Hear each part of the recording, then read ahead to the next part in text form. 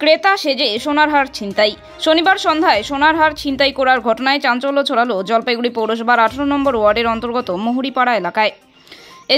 এদিন মহুরিপাড়া পূজা মণ্ডপ সংলগ্ন এক মহিলার দোকানে ক্রেতা সেজে দুই যুবক আসে এবং জিনিসপত্র কেনার নাম করে হঠাৎ তার গলা থেকে প্রায় 1 ভরি সোনার হার ছিনতাই করে পালিয়ে যায়। পুরো ঘটনায় এলাকায় চাঞ্চল্য ছড়িয়ে পড়ে। পুরো ঘটনার তদন্ত শুরু করে দিয়েছে জলপাইগুড়ি কোতোয়ালি থানার পুলিশ। এই বিষয়ে থানায় লিখিত অভিযোগ করেন সেই মহিলা। আপনার চিন্তা হলো কিভাবে হলো?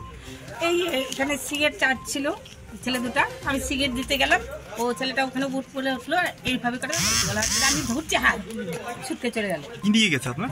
গলায় সোনা। কত ওজন হবে? 1 ভরি। 1 ভরি। সে কি ক্রেতা সাজে আসছিল? ভালো মানে ভদ্র এরকম দেখতে। কি তোরটা কি পড়ে আছে? কি নাম আপনার? মিনতি পাল। এই ধরনের ঘটনা এর আগেও ওনার স্বামীর ক্ষেত্রেও হয়েছিল। ওনার স্বামীও একা ছিলেন, তখনও একটা ছিনতাই করে হাত ছিনতাই করে অর্ধেকটা নিয়ে যায়, অর্ধেকটা রক্ষা পায়। কিন্তু এখানে ঠিক ওরা সন্ধ্যার সময় কেউ থাকে না, ওরা দেখে এই অ্যাডিক্টেড ছেলেপিলেরাই এগুলি করে। মোটর সাইকেল নিয়ে কালো জামা কালো গেঞ্জি টেঞ্জি পরে এসে সেগুলি নিয়ে চলে যায়।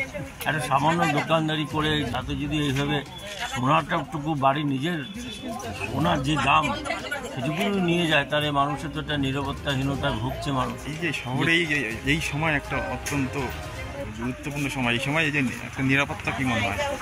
এই সময়টা একটা নির্বাচনী লেভেলে সবাই ব্যস্ততার মধ্যে থাকে, হ্যাঁ, নানা প্রশাসনিক কাজকর্মের মধ্যে ব্যস্ত। এই সুযোগটাই এরা নিচ্ছে আর কি। আর শহরে বহু জায়গায় এরকম এই ধরনের ঘটনা ঘটছে। কোনো বাড়ি থেকে কোনো বাড়ি থেকে যা পাচ্ছে তা ভিতরে নিয়ে চলে যাচ্ছে। একদল শ্রেণী তৈরি হয়েছে এইগুলি করার জন্য। প্রশাসনের হস্তক্ষেপ আমরা আশা রাখছি যে খুব তাড়াতাড়ি যে এর সমাধান এটা করা উচিত এবং যারা এই ছিনতাইকারী গ্রেপ্তার করে যার সোনা তার হাতে ফিরিয়ে দিই। আমরা এটাই আশা রাখি যে প্রশাসন উপযুক্ত একটা ব্যবস্থা নেবে।